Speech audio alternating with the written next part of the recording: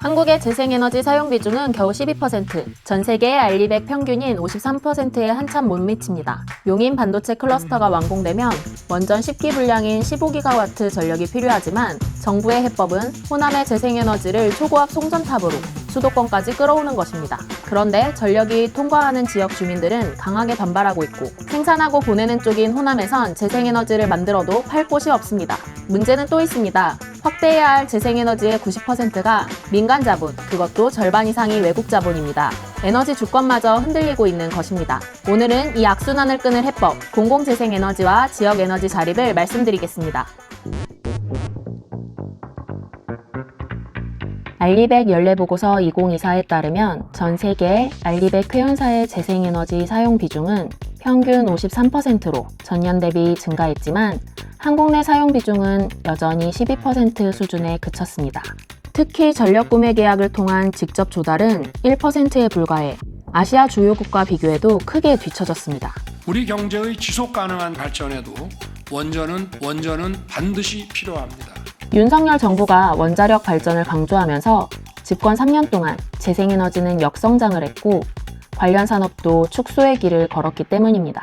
이에 이재명 정부는 경제성장과 탄소 중립을 함께 달성하겠다며 에너지 고속도로를 구축하고 재생에너지를 중심으로 에너지 대전환을 추진하겠다고 밝혔습니다. 그 이름은 3년, 그 3년을 보장하고도 더 빠른 속도로 재생에너지 사회로 신속하게 진입을 해야 되겠다고 생각이 듭니다. 여기는 세계 최대 규모의 반도체 메가 프로젝트 단지인 용인 반도체 클러스터 현장입니다. 이곳 SK 반도체 클러스터는 27년 완공을 목표로 공사가 진행 중이며 남사읍과 이동읍의 보다 큰 삼성 반도체 클러스터는 현재 토지 보상 절차가 진행 중입니다. 2035년 용인 반도체 클러스터가 본격적으로 가동이 될 경우 필요한 최대 전력은 15GW, 대형 원자력 발전소 약 10기에 해당하는 막대한 규모의 전력이 필요합니다.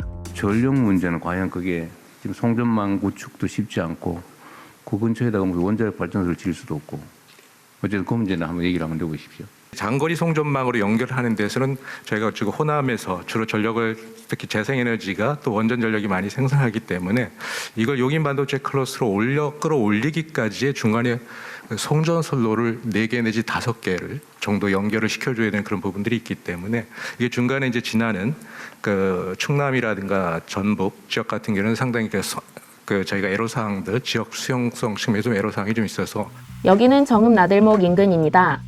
전남과 충남을 잇는 신정읍 변전소가 들어설 곳입니다.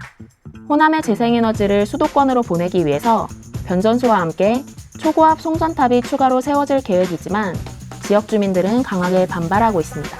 이호영 기후에너지 환경부 2차관이 말한 지역 애로사항입니다. 저 또한 시장으로서 우리 시민들이 불편해하고 시민들의 삶의 질을 저해하는 송전탑에 대해서 적극적으로 정부와 국회 그리고 한전 측에 강력히 요구하고 주장했습니다.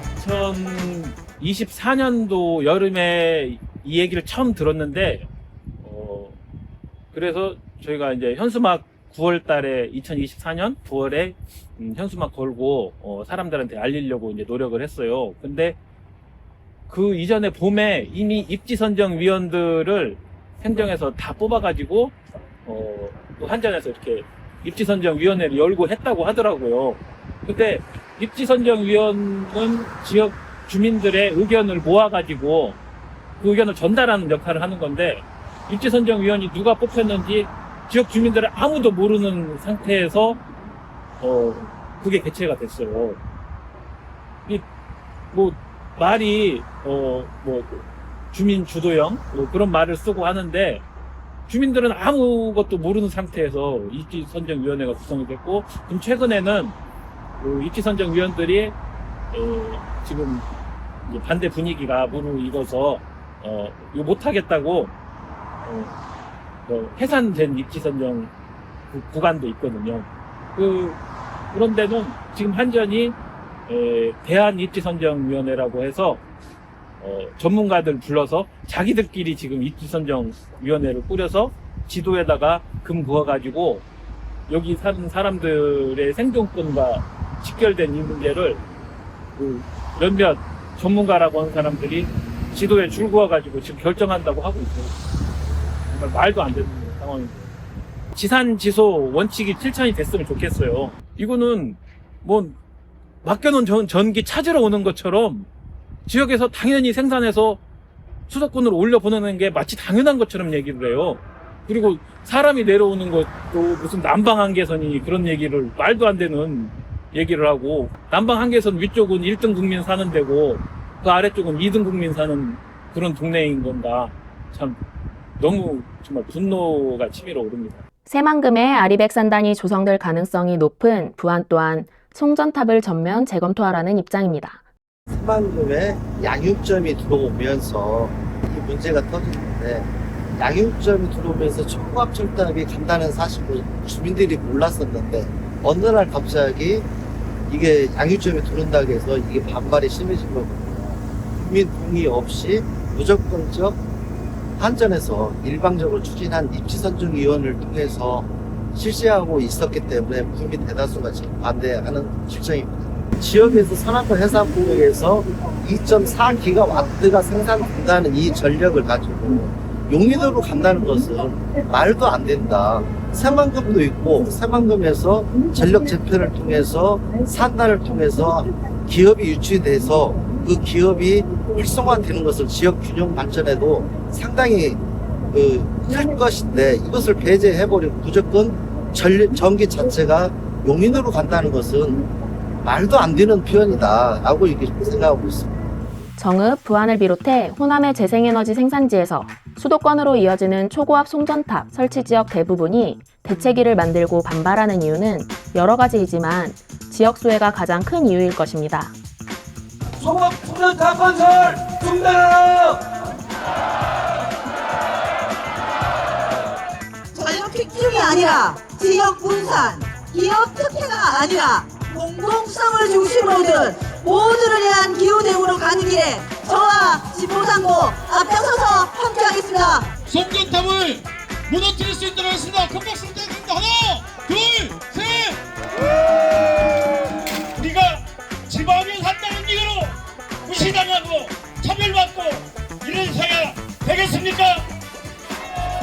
한전은 송전탑 건설 계획 중단하라!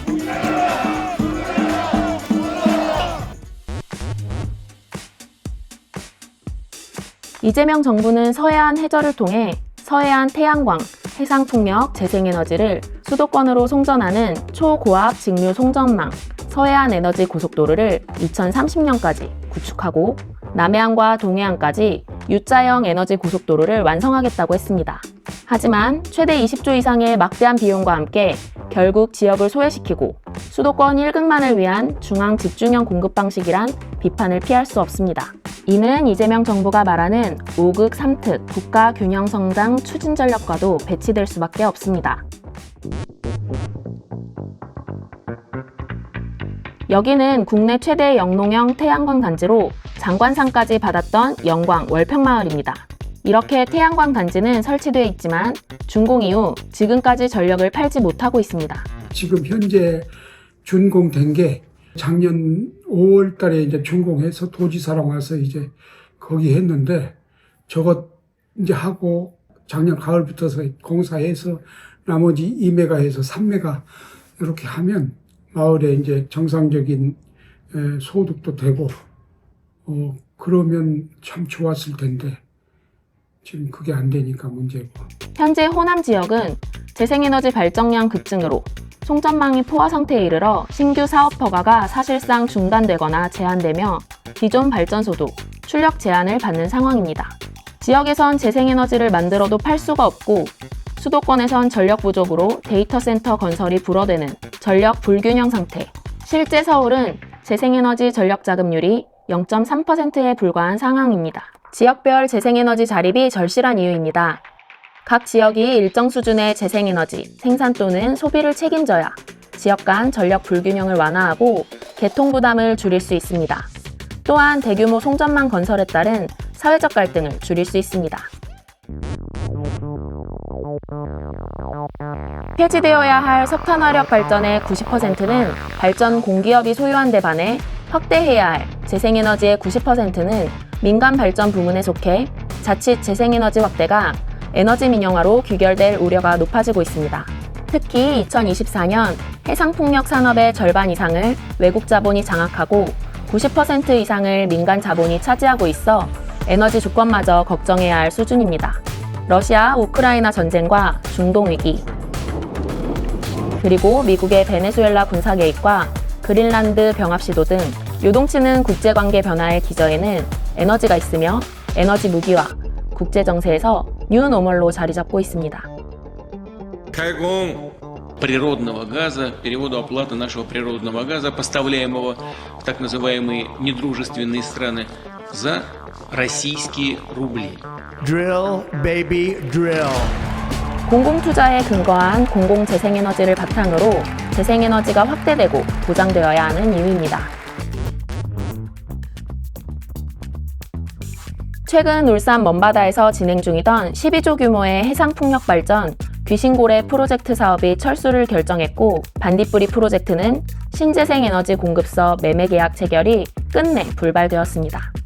울산은 전국에서 가장 먼저 부유식 해상풍력 발전이 추진되던 곳입니다. 최초로 시도하다 보니 행정의 관심과 지원이 반드시 필요하기도 했는데요. 김두견 시장 4년 동안 외면을 받다 보니 제대로 추진이 되지를 못했습니다. 해상풍력 발전 기업인들은 20여 개가 넘는 인허가 절차와 주민 설득 과정이 기업에만 맡겨져 있었고, 행정의 지원을 제대로 받지 못했다고 토로를 했습니다. 민간 기업이 행정의 지원조차 받지 못하다 보니 가장 먼저 개발권을 확보하고도 투자를 하지 않았고, 공공이 기업을 제대로 견인하지 못하다 보니 현 상황에 이르게 된 것입니다. 지금은 민간이 주도하고 공공이 인허가나 주민 수용성 확보를 위해 지원하는 역할에 머물고 있는데, 공공이 직접 발전 사업자로 참여해 재생에너지 전력 생산의 주체가 되어야 합니다. 해상풍력 발전의 기초가 되는 바다와 바람은 모두의 것입니다. 따라서 발전 수익은 발전 사업자뿐만 아니라 울산 시민에게 공유되어야 합니다.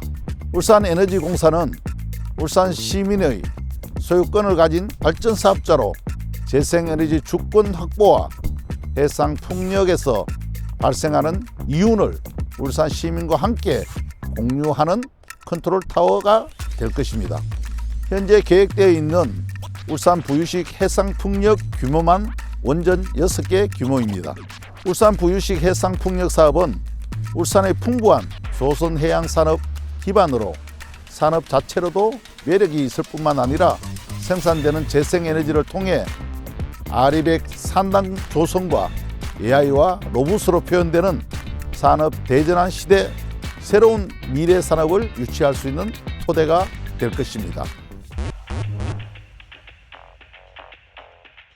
공공재생에너지로의 전환을 위해서는 발전 공기업의 재생에너지 설비 비중을 높이는 것과 함께 중앙정부와 지자체가 공공주도의 재생에너지 발전 모델을 만들어야 합니다.